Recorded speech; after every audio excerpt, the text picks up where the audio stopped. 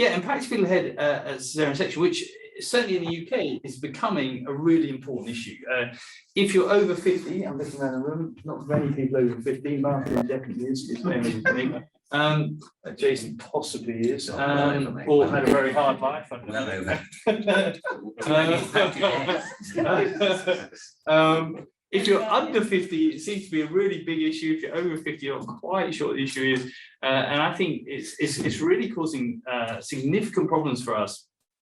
And I would just say it's not quite the most costly obstetric injury. It's the third most litigated intrapartum complication now in England. So just to give you a bit of background, so that's where I live. I live in Clifton in Bristol, just near the bridge. I can't really show you, but my house is one of those houses straight ahead there. Built in 1762. It's very beautiful, but is terrible in the winter because it's really cold. So yeah, and just to show you that, yeah, it does get cold in Bristol. So that is as Mark, nice house. I was going to say, Jason, that is my road. It's not my house. Okay, academic obstetricians, as you know, Jason, not big earners. That's where IVF consultants live. Don't want to be mean, Martin, but if you're married to an ophthalmologist, that's the house you get. Okay.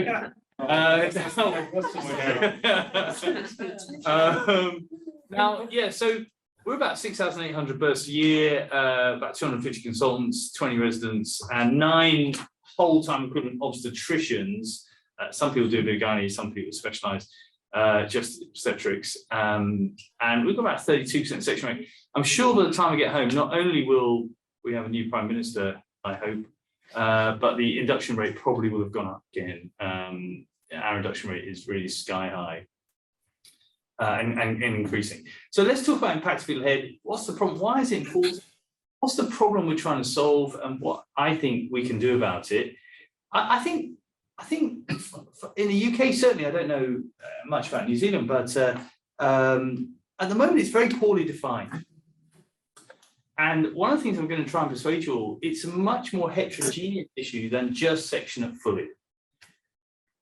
In the UK, there's a lack of consensus about what we should be doing, what techniques should be using. And unlike shoulder dystocia and other obstetric emergencies, there are currently no guidelines, no RCOG guidelines, how we should manage it. And there's no, but I have bought a training model that the government have funded recently to show you how we might be training in the future. So when I'm explaining it to people, non-clinical people, not this audience, I always think it's a bit like pushing a ball into a flower pot. How do you get your hand around the ball to get it out of the flower pot? You've got to push up or pull up, you know. And we all know there's damage to the uterus, particularly the lower segment, when people kind of come through the lower segment. But what we're seeing a lot in the UK now is parietal skull fractures, in particular, intracranial bleeds. I'll show you some. Quite significant hypoxic brain damage, which we think is related to blood compression and the time taken to deliver the baby's head. And this is the sort of stuff we're seeing. So can you see on the left-hand side, as you look at the screen, can you see that each one of those red dots is a skull fracture under a fingertip? So can you see that someone's hand? I'm just trying to deliver the baby. And I think, so we're seeing these kind of fractures around the parietal bone in particular. And it's, you know, a huge amount of press coverage, and in not a very restorative way, can I say. The Canadians have produced a guideline. The Canadians actually got a guideline. Now notice they only talk about the second stage sections. And the coroners in Canada have said, look, we need more and better training for this. In Victoria, RANSCOG actually have responded to Victorian coroners saying that there's multiple cases now in Victoria, and there is now a difficult cesarean section guideline by RANSCOG.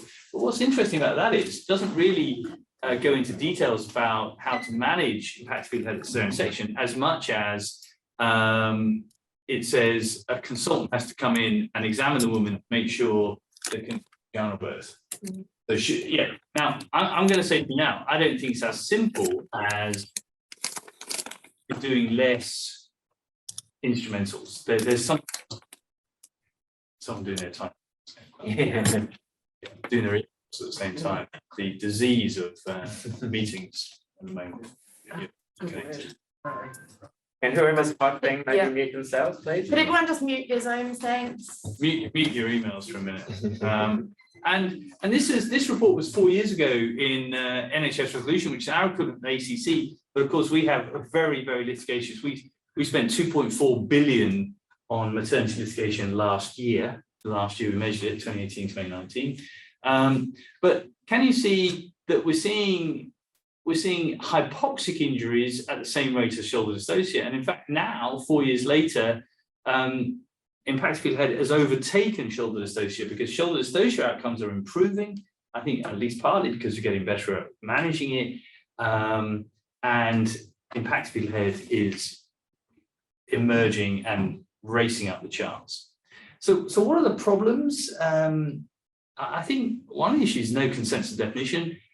We know that it's probably an advanced labour, but not just full dilatation. I think everyone recognises it's more common if the baby's head's low and fixed in the mother's pelvis. We all know they're technically difficult, high risk of complications, but what are we going to do about it? Well, first of all, let's have a working definition.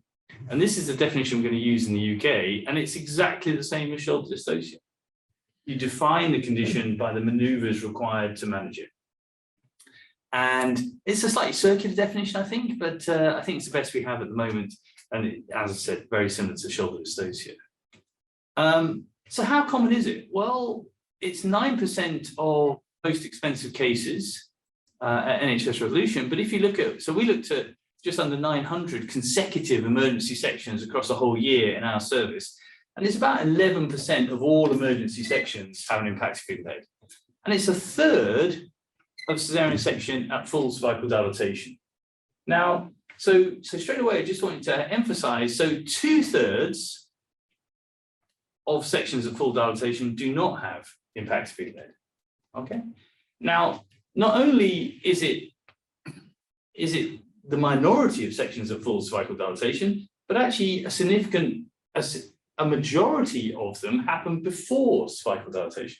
And we're seeing impacted fetal head at 33 weeks. You think, how does that work? How can you get impacted fetal head at 33 weeks? Well, is the head getting stuck, you know? So I don't know if it's just me. The room is emptying as we speak. Yeah. Is this the worst talk you've ever had? I'm checking.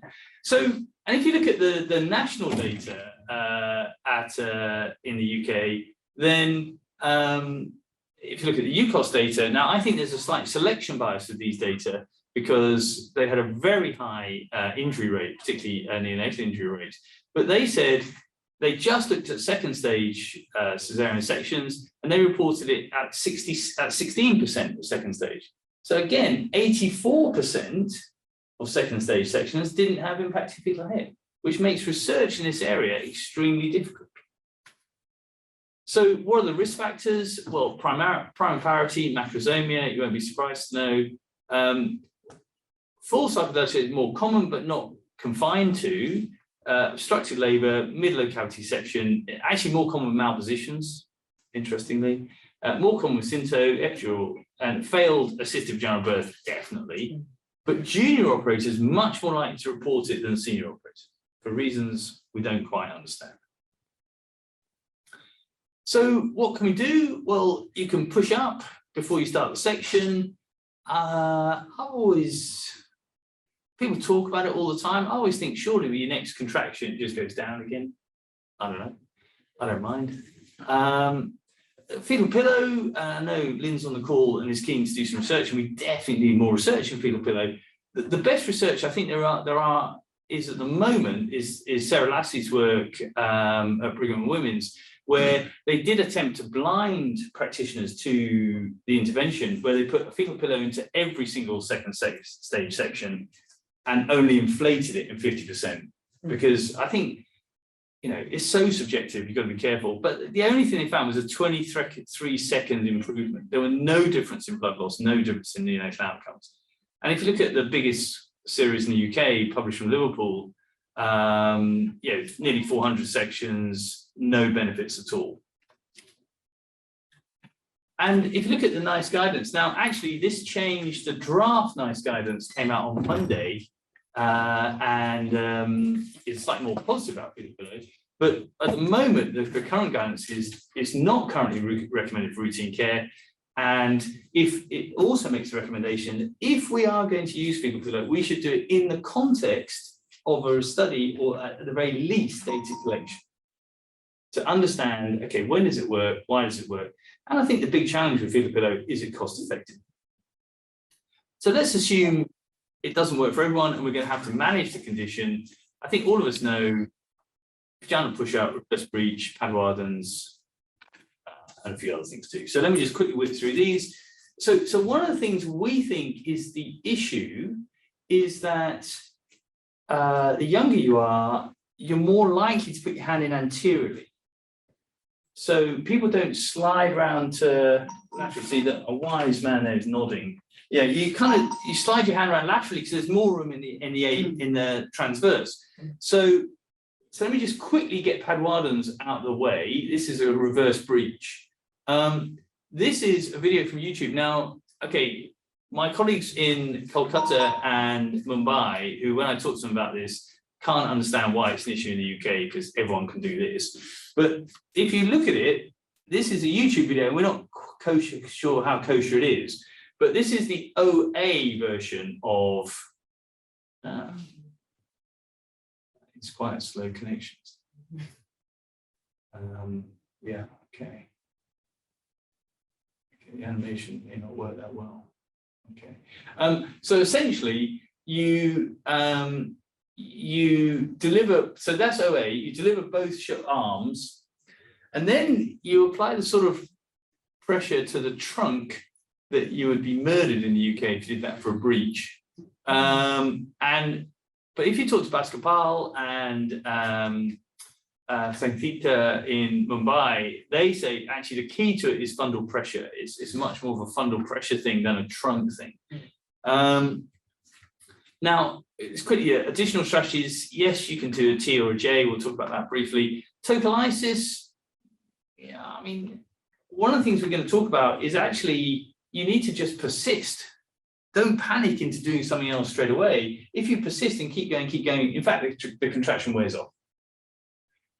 So we don't use tocolysis very much, and the Cochrane review says there's no real benefit, but we do talk to anaesthetists. We use GTN if we were going to do it, GTN under the tongue.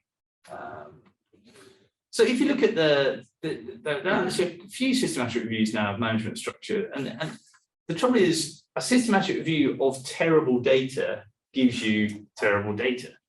So, it's very difficult to kind of, there's only one serious randomized trial, and I know Lynn wants to do another one, and I think definitely good.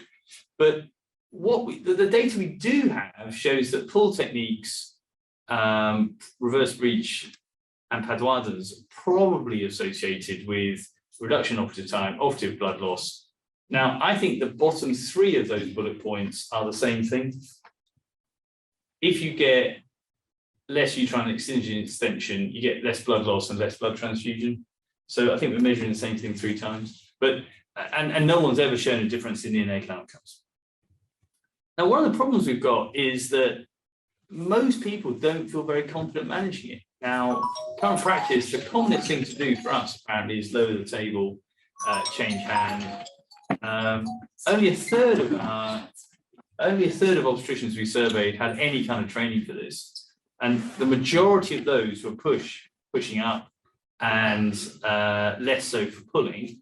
But look, nearly a quarter of our trainees did not feel confident management, and 10% of consultants didn't feel confident management. It's an issue. So what does all this mean? Well, I think that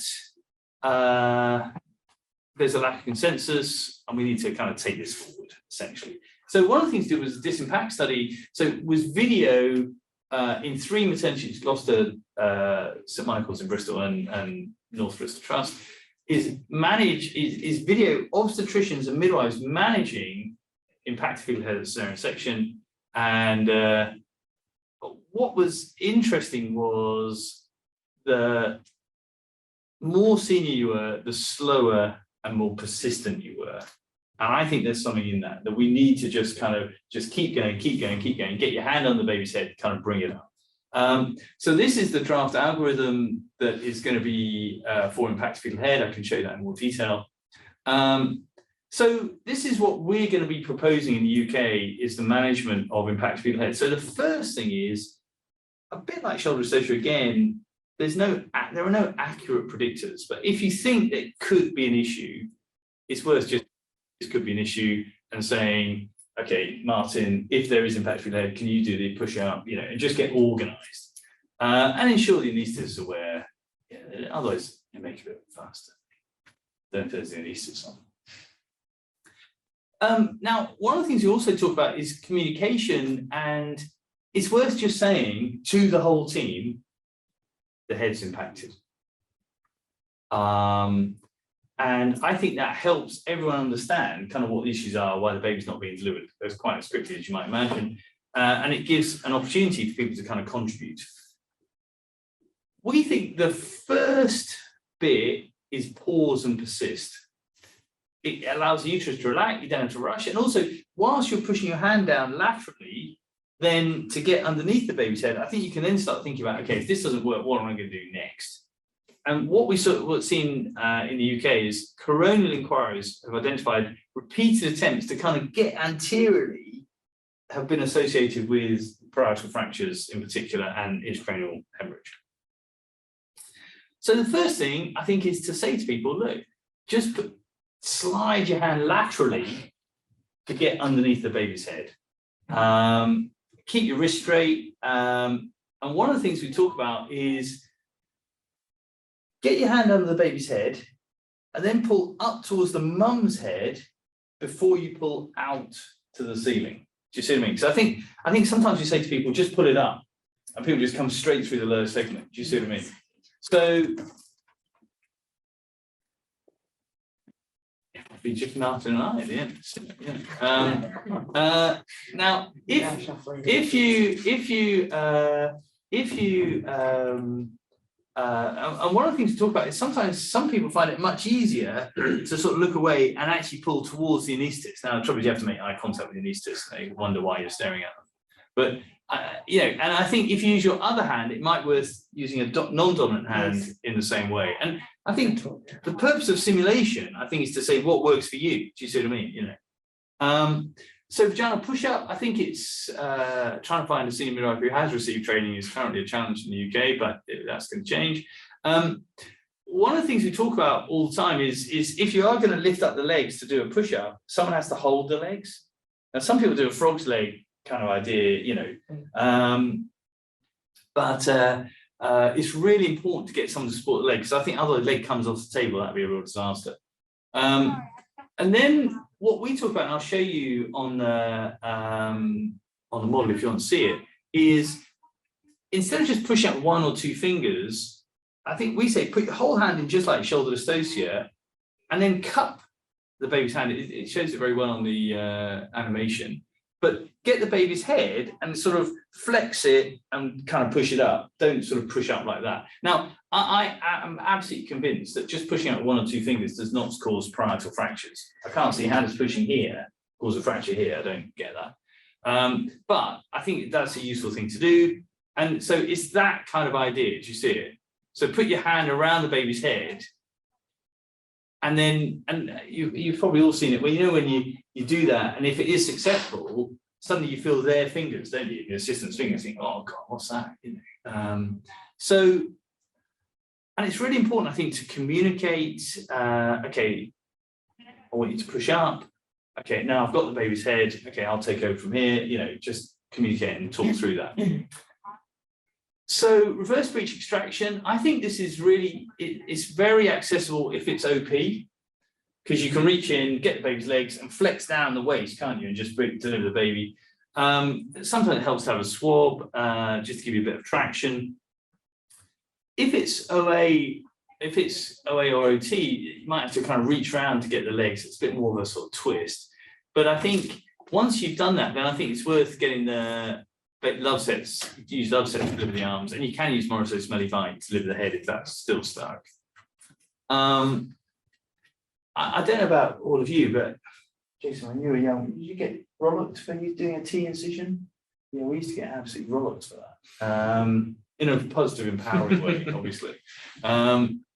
Because it's meant not to heal so well, everything else. But that seems to be less of an issue these days. I don't know why, but I think it's really important just to kind of extend up like a J. I think just kind of extend up.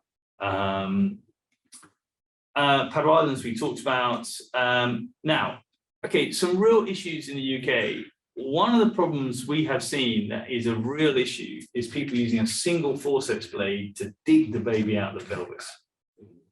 It is interestingly one of the options on Vaginet for the delivery of a baby. Our maternity system includes it as an option for delivery. Okay. But it clicks through to the HTC.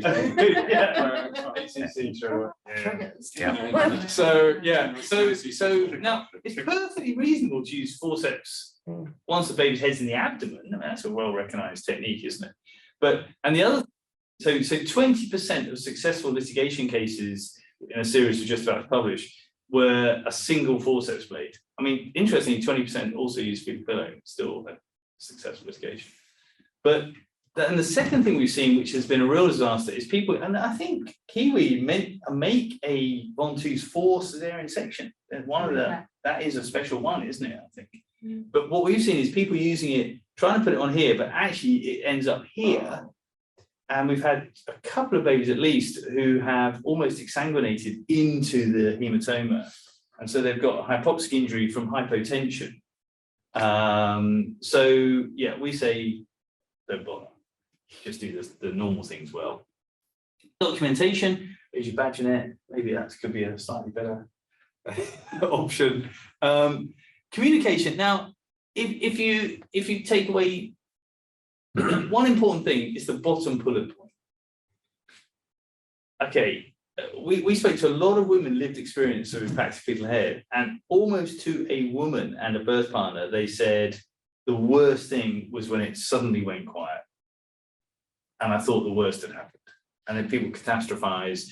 And I think one of the things we're going to have to think about is how do we provide a narrative of, okay, now one of the things we have thought about in the UK is asking the anaesthetist to provide a narrative. Some anaesthetists is very keen to do that. Some anaesthetists much less keen to do that. So we've got to kind of, some anaesthetists, they prefer sleep. Yeah, that's the fact. So let's see. Yeah. Wow! Yeah. So anyway, this idea that you can kind of talk to them, let's see. Okay, so let me just quickly say this is Katie Cornswaite's PhD, essentially. But Katie, we've had one failure of force monitoring which we couldn't make work. I'll show it to you. And the three things that I think have kind of worked, and we can talk about today. So this is, I don't know if it's going to show. So one of the things we wanted to do was you can now print using an inkjet printer a force sensor onto any surface, amazingly. So we worked with these engineers, we thought, this is great. Then we can show people where they're pressing on the baby's head and like on a model baby's head, and we can kind of, and so this is what we had, and it was kind of working quite well. We thought, and then you can, you're pressing here, don't press there, press a bit further up, and then it didn't last. Every time you pressed it, it broke. So we just couldn't make it sustainable. And Katie spent a year of her PhD doing this. Okay, and then we did a bit of work with augmented reality. This is Kathy Winter, the main research midwife for Prompt, having a go of virtual reality with a computer program. Now, she can see in her vision that heart, and it's 4 feet tall, and you can turn it round, you can put your head in it and see down to valve level. And it's quite extraordinary. And this chap here is a sort of 18-year-old computer programmer who was slightly less comfortable with the word vagina than we were. And he kind of jolted every time we said it. And secondly, so he said to Kathy, one of the things he said to Kathy was, he said, and if you do that, it makes it disappear. And Kathy says, God, does that work for husbands? He goes, yeah. So that was less successful. This is what we have done. I hope it was going to work. Oh, of course. Of Cesarean, multi-professional team safely.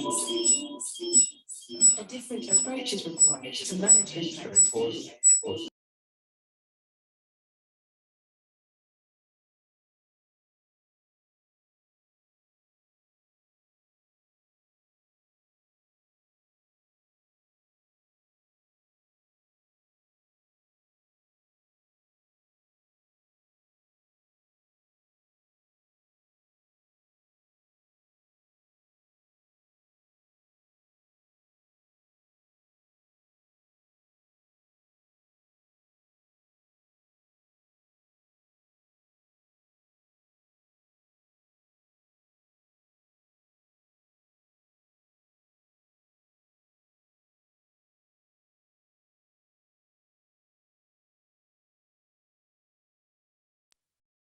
Develop a national approach.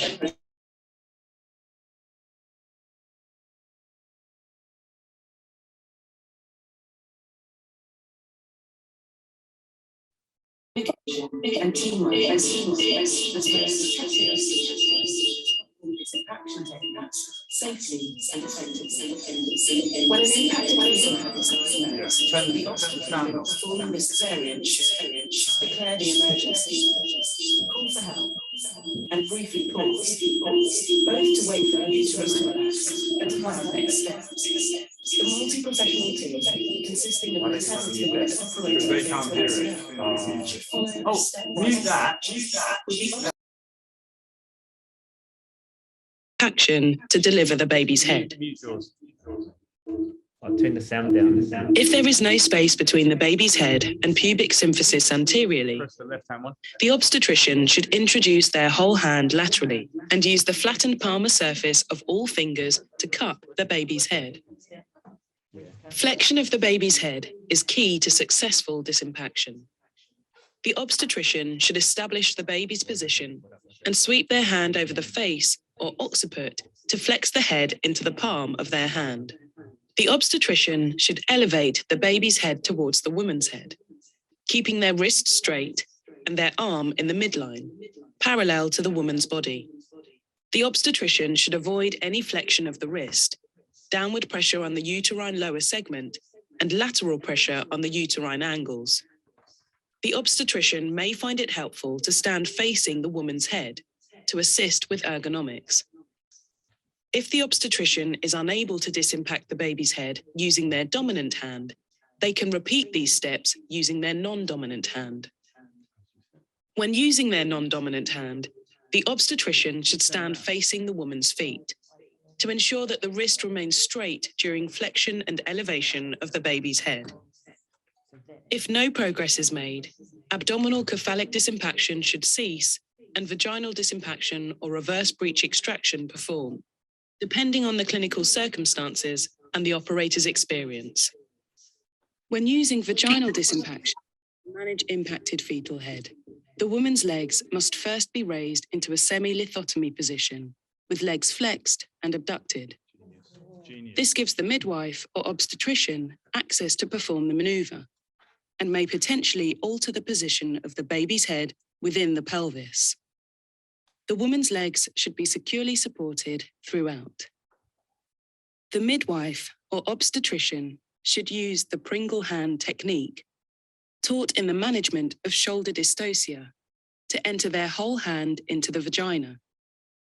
The clinician should advance their hand towards the sacral hollow and then open up their hand and fingers to cradle the baby's head. The flattened palmar surface of all fingers should be used to cup the baby's head.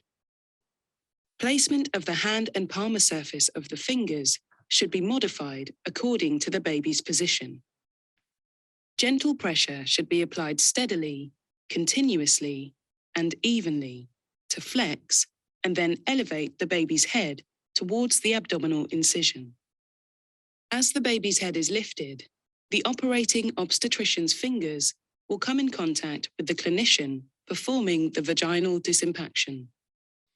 If no progress is made, or either clinician feels it is unsafe to continue, the team should change their approach and securely reposition the legs.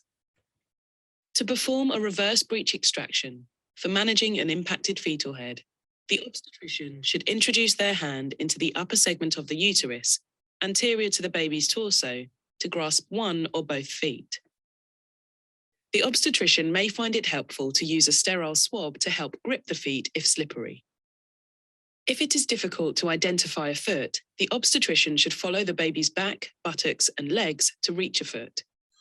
To deliver the legs and abdomen, the obstetrician should apply steady, continuous traction to one or both feet towards the woman's feet. If the arms do not deliver spontaneously, the obstetrician should gently rotate the baby's body in the midline to deliver each arm in turn, ensuring that they are only holding the baby over the bony prominences of the pelvis. If needed, the obstetrician can gently flex the arm at the elbow to release it. The obstetrician should then apply gentle traction towards the woman's head to deliver the baby's head. If the head does not easily deliver, Moriso-Smellie-Veit maneuver can be performed to flex the baby's head whilst resting the rest of the baby on the operator's arm. The obstetrician should avoid any application of pressure to the baby's abdomen, excessive force to limbs, and any maneuvers which cause hyperextension of the baby's neck. The obstetrician should continually evaluate the need for an inverted T or J incision. This should be performed if there is insufficient access to deliver the breech or signs of uterine tearing. If the obstetrician is still unable to disimpact the baby's head once the baby's legs, body, and arms are delivered, simultaneous abdominal cephalic disimpaction or vaginal disimpaction can be considered. This resource aims to help to improve the care of those who experience this serious complication of childbirth. Yeah, let's probably do this. Yeah. So that's the. Okay, can everyone hear me? I hope so. Okay, so that's the animation that DH have produced for it. This is the new training model, and which is in that box over there. And we can have it. And I'd be very interested in everyone's view. Does it feel like impacted fetal head? Is this realistic? Is it a useful thing? It's not completely finished, so I'd be very grateful for your opinions. You can practice all the disimpaction techniques. We can talk about that. We've got an augmented reality. That roll there sits underneath the thing, and you can. It's exactly the same technology as IKEA. You know, when you can put a settee in your sitting room just to see what that settee would look like. It's exactly the same technology that kind of superimposes a baby using an iPad into the model. And see what you think. There's a training program. This is the prompt one, although there's going to be a national one coming out soon that has how do you set this up? What are you trying to teach? And what are the algorithms? So what's the future? I think better research, that's definitely is part of the future, but better understanding of good care. I've got a guideline for difficult section. The Canadians have produced a guideline. The RCG is going to have a scientific impact paper for this coming soon. And this DH funded program is going to be rolled out early next year, actually.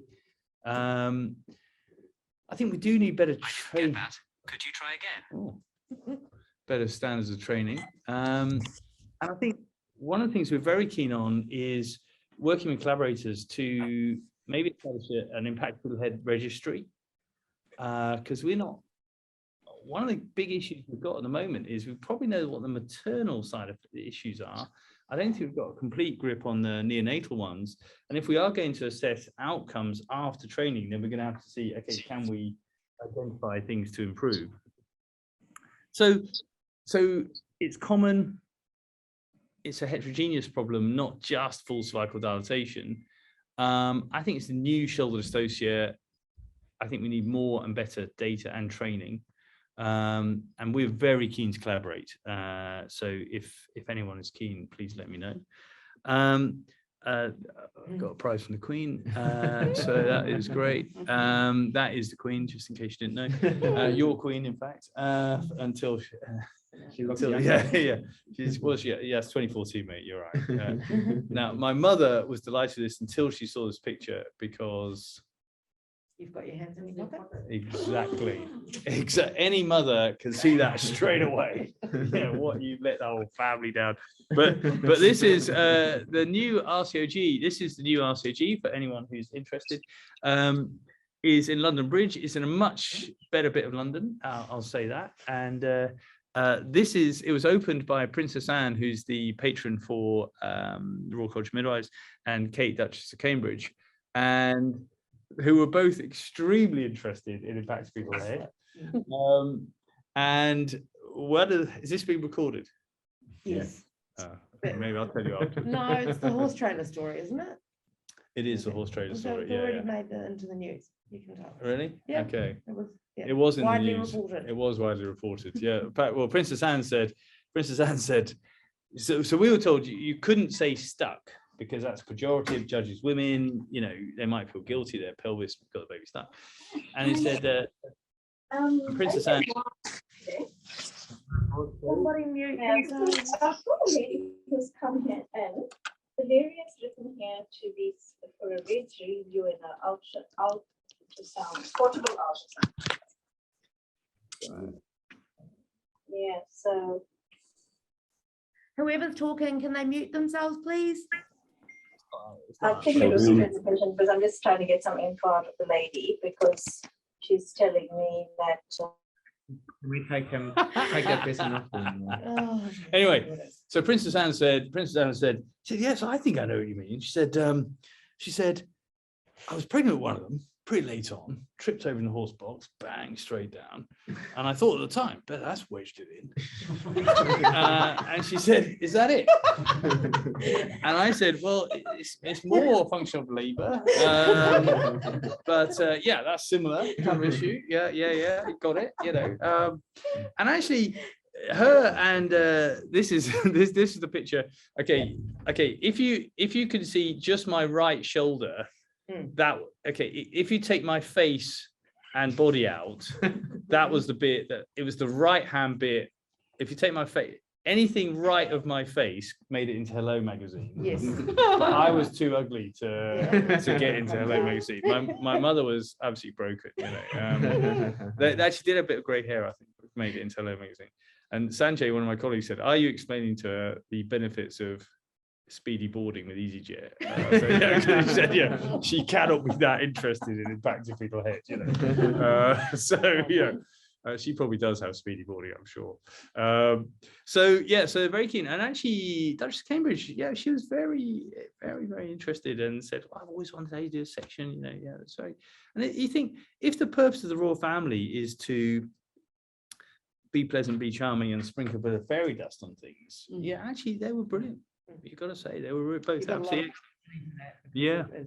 So this is the new college for everyone who wants to come over, and it's in London Bridge. So it used to be two entirely separate buildings. So can you see on the right used to be a hop warehouse, and on the left was a sort of terrible PwC training centre, a red brick training centre, and between the two was a car park. So we've glassed over to make an atrium, and the reason it's got a spiral staircase is because the floors don't match.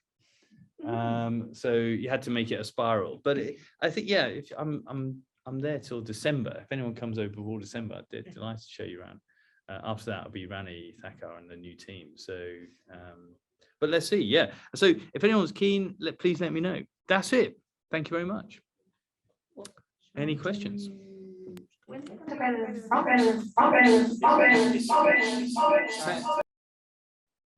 It's already available in prompt, and Martin's got the stuff for it.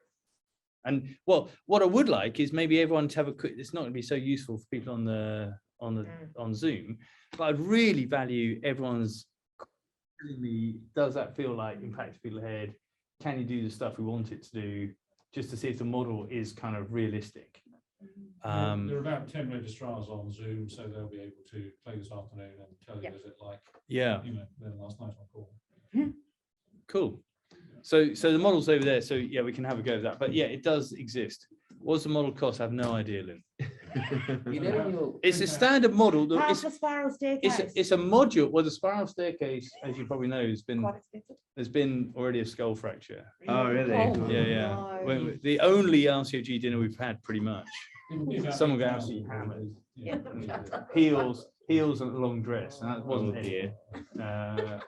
So yeah, so Lynn, I don't know, but it's a module that fits in your standard prompt module. So you take out the shoulder associated stuff and you put the impact field head stuff in. So I don't think it's hugely expensive, but limbs and things do it if you want to find out.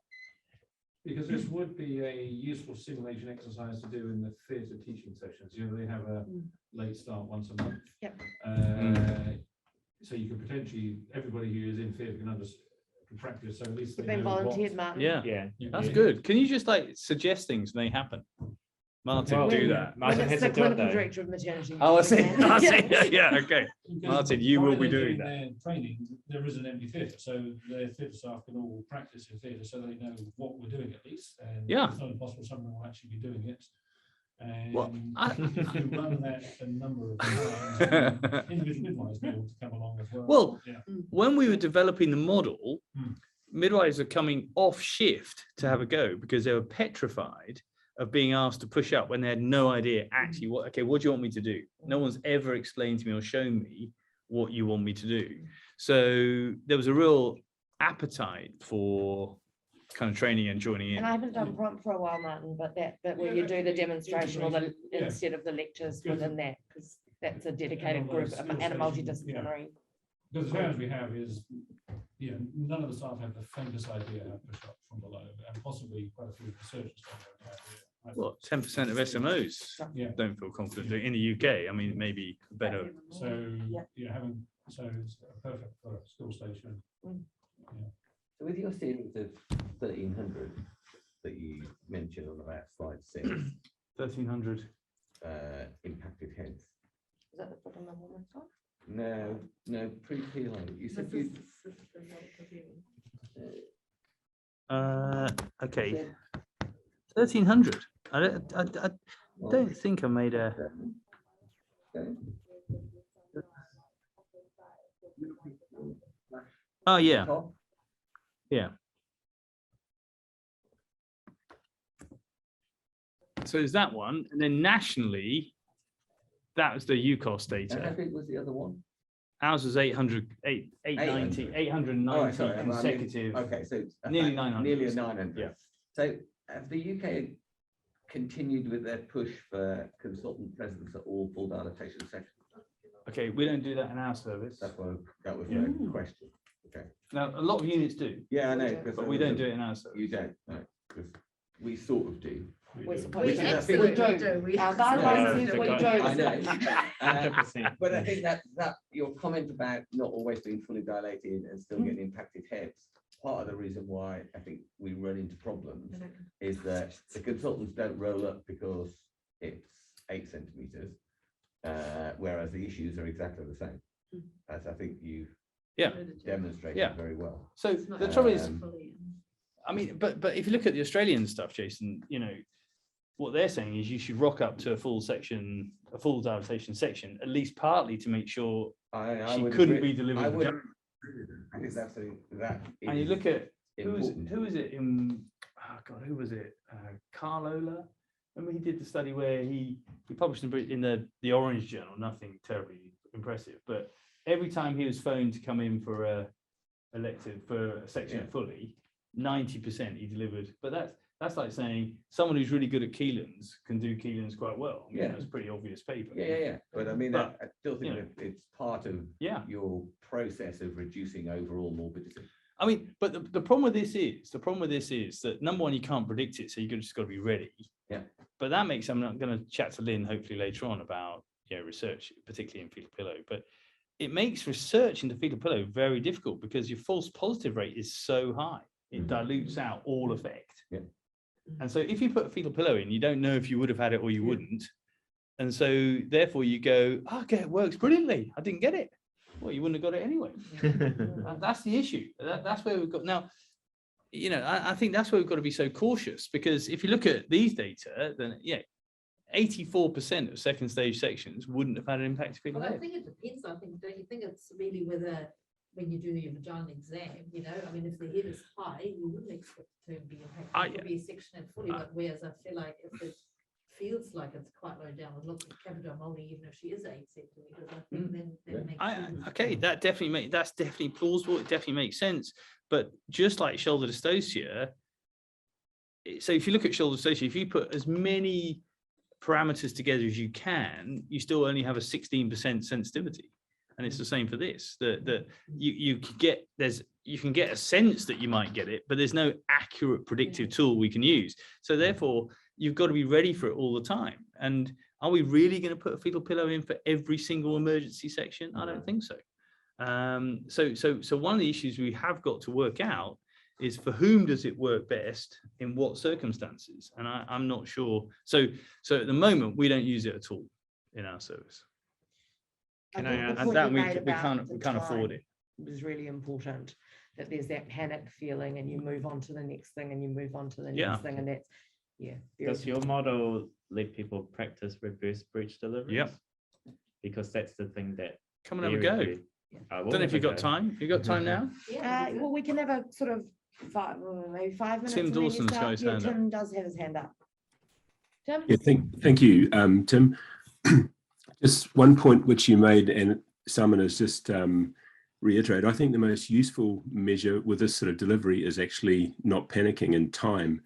And I'd be very keen to see a clock put on the right side of the theatre wall so that the operating obstetrician knows how long they've got the uterus open, because I think the most useful thing you can do as a senior assisting surgeon is to tell the registrar not to panic. And if they knew that there'd only been half a minute and they thought they'd done 2 already, they'd do a lot less panicking, a lot less aggressive things, and I suspect that would be more helpful. So Tim, I agree with you completely. And in fact, if you look at our first technique, I've just put it up on the screen. The first bit is pause and persist. Let me I'll carry on talking. I'm just going to help Martin with. So for those who've joined us for the second talk, which is around restorative justice, we might take about inquiries and their benefits and risks. Shall we take what, 10 minutes? Yeah. With the model? Yeah. Cool. Anyone on site can come along. too Yeah, if you come want. on into the room. Yeah. So Mark, so this one is first.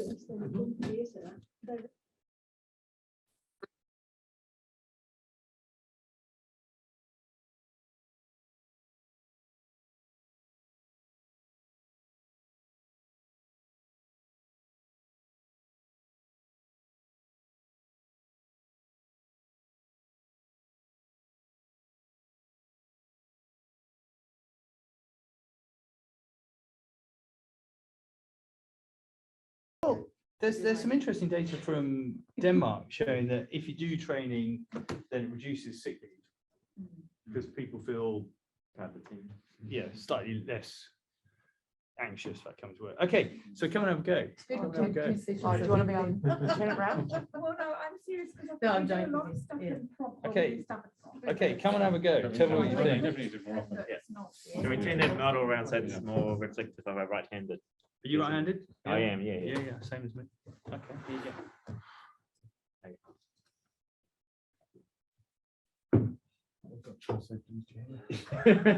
I went private for a reason. I don't do any of that. Me neither. All right. So I mean, Okay, I guess- let me put it in a bit firmer. Okay. Okay, try that. You want to make it harder for me? Yeah. Fair enough. But you see, So yeah, you can't jump in front. That's the key. Okay, but Yeah. that's a key learning Yeah. message first of all. Yeah. So if you just take the skin off for a second, so one of the things you say is, okay, don't keep persisting here. You just can't Yeah. get low enough to do it. And everyone here of a sufficient seniority is going, well, who doesn't know that? Well, that seems to be one of the issues. Let me say that in the UK anyway. So Yeah. you did it exactly. So you went, no room here. Okay, I'll slide over. Yeah. And all I'm saying is put your hand in, and keep your wrist straight and just keep going. So do you know Simon Grant? Remember Simon? So Katie always said Simon's really good at it because he's like curmudgeonly persists. Yeah. So put your hand in, flex the baby's head up, and then kind of come up. Do you see what I mean? Yeah, but you can wait for contraction to go away, and Yeah, it makes it easy. just too. keep going. I mean, that's what I teach my registrars Yeah. as well. Is that you just wait. So But I think the techniques, the basic techniques are pretty standard. It's how do you physically have a go of it? And it's a bit like in shoulder station, showing people, okay, it's stuck here, it's a bony problem. There's no amount of episiotomies or anything else going to help. You got to get in and move the shoulders around. So, and if you did pushing up, then if you want to have a quick go, someone wants to have a go. you do it. Yeah. Well located in Christchurch. The vagina was not lost. Okay. Demonstrated technique. See, straight away, so Yeah. you flexed. Yeah. Then I would say, thanks, I've got it now. Yeah. Okay, I'm going to come up Yeah. before you come out. Yes. Because one of the things we see all the time is people just go bang, Straight up. straight through the lower segment. Yeah. You see what I mean? Yeah. So you tear, and that's when you get the extensions going down. Now you can get extensions anyway, but so, and if you did reverse breach, that's actually quite easy if it's OP, I always think. So I think it's exactly the same as doing transverse, isn't it? It's exactly, you've got a transverse lie, and everyone's done it when you say to the SHO, right, okay, you know it's a heel because Right. and then you put your hand and you go, oh, okay, Yeah. I'll just put that back a minute. Okay, you know it's a heel. Yeah, oh yeah, okay, there you go. That's just to show you what So, it's not. I'll just put that back in. Yeah. Oh, it's waving. So all of us have done that. Let's face it. Let's be honest. So if you, anyway, have a go. Come and have a go. Right? There's no point me doing it. Yeah, we do. Yeah, once we started the model, we did. Yeah. So, and I think again, and this is where it is worth saying it might be worth using a swab Yes. because actually can be pretty slippery. Yes. So, and if you flex down, Yeah. do you see what I mean? Yes. And then you've got to say, okay, how do you do the arms? Yeah. Well, I think it is worth doing like a love set and like just sweeping it around, Yeah. But again, that's quite difficult to teach in the situation. That's right. Yes. And when you say you're talking to juniors about it, I agree with you. But it's difficult to say, okay, got loads of time. But this is Yeah. where Your niece is crying, Yeah. It's such an infrequent occurrence. Yeah. Can't even- And then a bit of traction, bring the head up. That's quite well wedged down. Yeah. I was halfway into the That's flow. I quite don't wedged like in. this. That's the full Would you princess like Anne some wedged pressure? in. Yeah, that one. Yeah. There we go. So, or just scoop it round Yeah. and kind of just bring it up, Yeah. like you normally would, because you've got a bit of traction, Do you mind if I go with the anterior? Whatever you want. Because you know what, one of the things Anterior is- what? OP. Oh, right. No, OA with the Oh, back. wait, Yeah, okay, right, that's right. tricky. Yeah, that is tricky. So that's one of the things, So I you see, I've need to never do done a that. reverse, I've thought about it Okay. at times, but in general, just managed to get it. Yeah, One of the things I have just- concern is I never get a chance to practice. Yeah, And that's the problem, is that if you've done it yeah. before, the arms are always easy to get out. My concern is what happens with the rest. Yeah, Because- so you got to put your hand in, get a leg, Yeah. but then you've got this twisting. So the Padwadan's technique Yeah. is deliver this arm, Yeah. deliver this arm. Yeah. Okay, then if you reach and get the trunk Yeah. and like a Mhm. breach, yeah. Yeah. So then what? It's a That's fundal the part pressure thing everyone you're says. saying. Okay, It's a fundal pressure. it's flexing at the waist. Yeah. For you to bring it down. Do you see what I mean? So that's Yeah. what they talk about all the time. Yeah. Now, I don't really understand it. I've only seen a video of it once, and we've done a bit of work with Basco and from Kolkata, and then you just bring the baby up, Yeah. just like you normally would, Yeah. Now, I think we're missing some of the subtleties of that Yeah, technique. it is. By I'm just sure. watching some crappy video on YouTube, You could see what they're doing. They keep extending down the sides as sure, well, sure, because sure. they're obviously judging, Sure, can the sure, bum actually sure, come out? Sure. So they might not say it, but they're actually doing something to adjust their size. Yeah. Oh, should we have another couple of minutes? Yeah. Are there any lefties here apart from me? Go on then. Come on, Jen. Do you You wish come and to you operate come. Well, I do actually operate from the left. Yeah. Every single time, for Yeah. every operation. Yeah. That's just how I have Yeah. decided to do it. Yeah. So if we turn it around. So, the way- yeah, perfect. Yeah, it's me. I only ask because I. So do you tip the table the other way? Or do you No, get I blood don't on your feet? actually. I Yeah, actually yeah. don't mind. You probably So- don't get blood. Yeah, so I'm kind of trying to get around the When side Tim's not there to again. push the head down, you can actually get your hand underneath quite. I know, Yeah. I pushed it down quite a Still lot. having problems. Trying to make it hard for me. Yeah, still having problems. There we go. I've got it. Okay, so if you had a problem like that, then I said, okay, I'm going to push up Yeah, now, so now I'm just using my fingertips to actually flex that here. Yeah. and I've helped you push it up. But that's Yeah, it's a still team doing effort, good. I think, Yeah, to it push is. up. So then I'm probably doing something I probably shouldn't do. No, but you're I not. quite often do this. I quite often swing just very slightly off to the side so that I can get some flexion. So a lot of people say, if you look towards the top and keep your wrist straight, Yeah. if you turn the other way Yeah. and now do it like that, some people find that much easier. I'm very dominantly right-handed, so I just generally just fish it out with my right hand. But I think, just as you were saying, the purpose of having a go is what works for me. I'm left-handed. What works for me? You know. Well, and there is the feedback you get as well, that you get that sense of, oh, yes, it's budging or it's Yeah. not, and then your Yeah. arm just I agree, instinctively follows. Once you So hear Tim, that yesterday I had an noise, impact of 8 centimeters, Yeah. and There you go. that once I flicked, I did disimpact the head, it went to breach and I did a breach. That's quite a push up. Wow. Yeah. Well, they do sort of scoop. You Once sometimes the see that with uterus relaxes, it transfers. does scoop up. Yeah, It does. but actually then you can do a reverse breach, That was just to get the straightforward, legs Yes, straight yeah. down, you know. Cool. Sorry.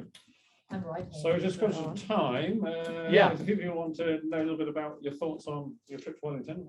I was going to do a lot more than that. I've only got one slide on Wellington, but I can definitely. Or rest of it, or Okay, I was going to quickly whip through just a selection of what I think are the interesting, important things that are happening in the UK, particularly at the RCOG under my remit at the moment. What's hot and not? Okay, just to make you laugh. Okay, that is the North Devon coast summer, and that is Auckland the same day in the winter. I'm going to say they're not that different.